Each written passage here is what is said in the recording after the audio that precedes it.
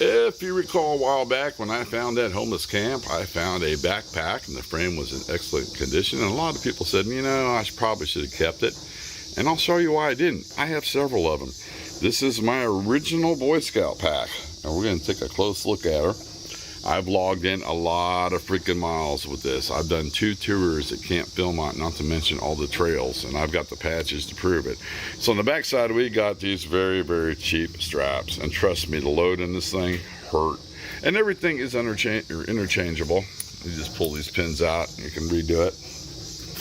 And this very, very crappy waist belt. I remember the pain well, trust me. And we're gonna look at the back. We're gonna check out some of the patches first, some of the trails I've done. There's a Lone Jack Civil War trail I did. Take a closer look at that.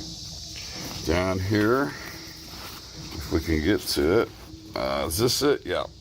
That's the Lewis and Clark Trail. Here's one from H.O. Bartle Scout Camp.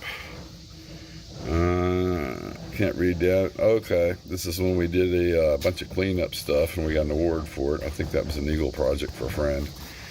And here's another Boy Scout pouch. We're gonna come down here to the Heritage Trail at Fort Leavenworth.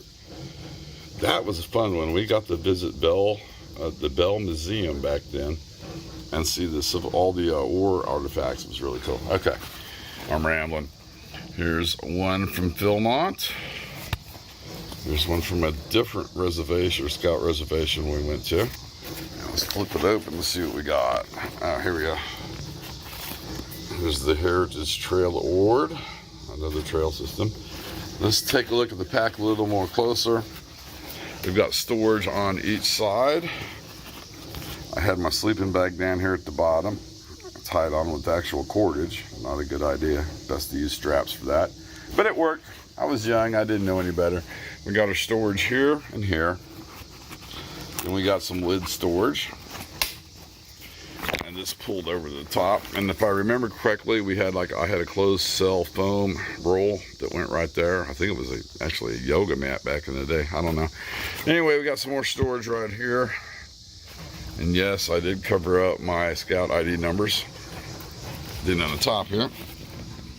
Uh-oh, it's just coming apart. Gotta fix that. There we go. It's got somewhat of an internal frame. Mostly I remember some clothing and food items up here and down at the bottom section. There's just more storage.